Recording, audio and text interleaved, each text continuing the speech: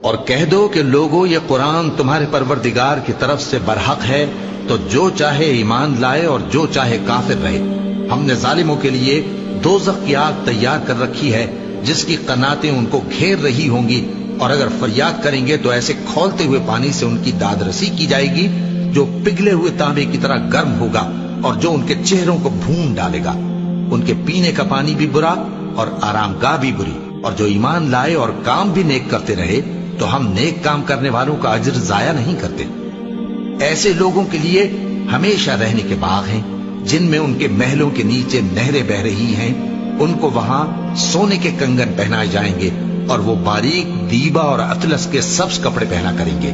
اور تختوں پر تکیے لگا کر بیٹھا کریں گے۔ کیا خوب بدلہ اور کیا خوب آرام گاہ ہے۔ اور ان سے دو شخصوں کا حال بیان کرو جن میں سے ایک کو ہم نے انگور کے 2 باغ عنایت کیے تھے اور ان کے گردا گرد کھجوروں کے درخت لگا دیے تھے اور ان کے درمیان کھیتی پیدا کر دی تھی۔ دونوں باغ کثرت سے پھل لاتے اور اس کی پیداوار میں کسی طرح کی کمی نہ ہوتی، اور دونوں میں ہم نے ایک نہر بھی جاری کر رکھی تھی، اور اس طرح اس شخص کو ان کی پیداوار ملتی رہتی تھی۔ تو ایک دن جبکہ وہ اپنے دوست سے باتیں کر رہا تھا، کہنے لگا کہ میں تم سے مال و دولت میں بھی زیادہ ہوں اور جتھے اور جماعت کے لحاظ سے بھی زیادہ عزت والا ہوں، اور ایسی شیخیوں سے اپنے حق میں ظلم کرتا ہوا اپنے باغ میں داخل ہوا۔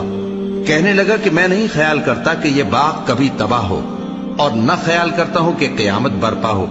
اور اگر میں اپنے پروردگار کی طرف لوٹایا بھی جاؤں تو وہاں ضرور اس سے اچھی جگہ پاؤں گا۔ تو اس کا دوست جو اس سے گفتگو کر رہا تھا کہنے لگا کہ کیا تم اس ذات سے کفر کرتے ہو جس نے تم کو مٹی سے پیدا کیا، پھر نطفے سے، پھر تمہیں پورا آدمی بنایا؟ مگر میں تو یہ کہتا ہوں کہ اللہ ہی میرا پروردگار ہے، اور میں اپنے پروردگار کے ساتھ کسی کو شریک نہیں کرتا۔ اور جب تم اپنے باغ میں داخل ہوئے تو تم نے ما شاء اللہ لا قوت الا باللہ کیوں نہ کہا؟ اگر تم مجھے مال و اولاد میں اپنے سے کمتر دیکھتے ہو تو عجب نہیں کہ میرا پروردگار مجھے تمہارے باغ سے بہتر عطا فرمائے اور تمہارے اس باغ پر آسمان سے آفت بھیج دے تو وہ صاف میدان ہو جائے، یا اس باغ کی نہر کا پانی گہرائی میں اتر جائے تو پھر تم اسے تلاش نہ کر سکو، اور اس کے میووں کو عذاب نے آ گھیرا اور وہ اپنی چھتریوں پر گر کر رہ گیا، تو جو مال اس نے اس پر خرچ کیا تھا اس پر حسرت سے ہاتھ ملنے لگا اور کہنے لگا کہ کاش میں اپنے پروردگار کے ساتھ کسی کو شریک نہ بناتا۔ اس وقت اللہ کے سوا کوئی جماعت اس کی مددگار نہ ہوئی اور نہ وہ بدلہ لے سکا۔ یہاں سے ثابت ہوا کہ حکومت سب اللہ کی ہے، جو معبود برحق ہے وہی بہترین ثواب عطا کرنے والا اور بہترین انجام لانے والا ہے۔ اور ان سے دنیا کی زندگی کی مثال بھی بیان کر دو کہ وہ ایسی ہے جیسے پانی جسے ہم نے آسمان سے برسایا تو اس کے ساتھ زمین کی پیداوار مل کر نکلی، پھر وہ چورا چورا ہو گئی کہ ہوائیں اسے اڑاتی پھرتی ہیں،